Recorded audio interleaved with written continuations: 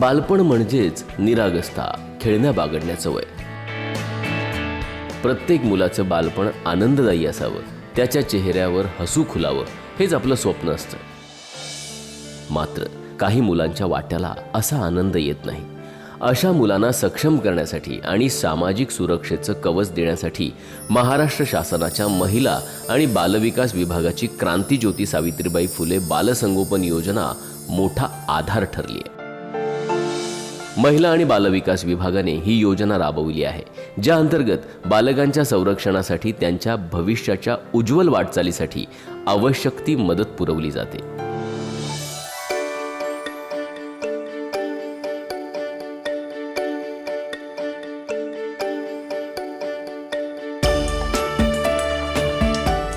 रितम आणि रीना सुतार या दोन मुली आज आपल्या शिक्षणाचा आनंद घेत आहेत.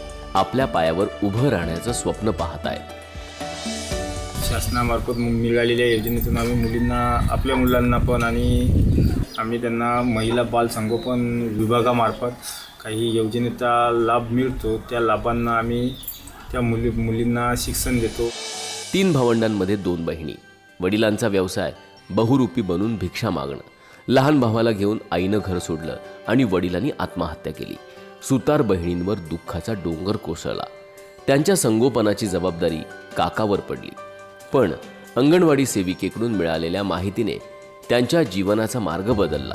बालसंगोपन योजनेअंतर्गत भंडारा जिल्ह्यातील बालसंरक्षण कक्षाने त्यांची गृह चौकशी करून समुपदेशन केलं.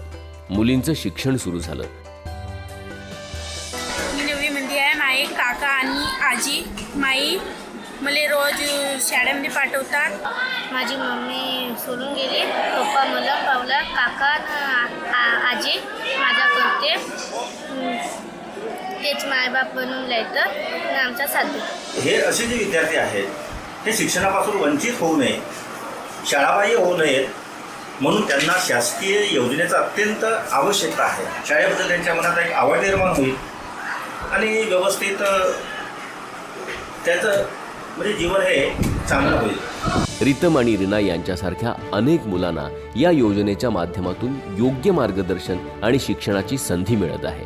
या मुलांच्या चेहऱ्यावरचं हसू आणि त्यांच्या उज्ज्वल भवितव्यासाठी महिला आणि बालविकास विभागाचे प्रामाणिक प्रयत्न सुरू आहेत. सुतार भगिनीप्रमाणे नाशिकमधील बालकांच्या आयुष्यातही गारवा निर्माण करायचं काम महिला व बालविकास विभागानं केलं आहे. बालपण म्हणजे उत्साहाचा खळखळता झरा, खेळण्या बागडण्याचं वय. लहानग्यांच्या निरागस चेहऱ्यावरच्या आनंदाच्या लाटा घराला घरपण देतात. पण सगळ्याच मुलांच्या नशिबी असं रम्य बालपण येत नाही. असंख्य लहानग्या हातांना अवजड कामं करावी लागतात. काहींना घरच्या परिस्थितीमुळे, काहींना नाईलाजामुळे, तर काहींना बळजबरीने. ही घटना आहे एप्रिल 2023 मधली. नाशिक जिल्ह्यातील इगतपुरी येथील कातकरी समाजातील 25 आदिवासी मुलांची कामगार विभागाकडून मुक्तता करण्यात आली. त्यातील एकूण 12 मुले अल्पवयीन असल्यामुळे जिल्हा महिला आणि बालविकास विभाग नाशिक यांच्याकडून त्यांचं पुनर्वसन बालसंगोपन योजनेच्या माध्यमातून करण्यात आलं.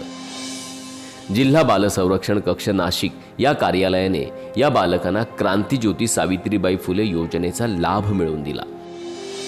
या मुलांना क्रांतीज्योती सावित्रीबाई फुले बालसंगोपन योजनेअंतर्गत शाळेत दाखल करून 2250 रुपये प्रतिमाह अनुदान देण्यात आलं.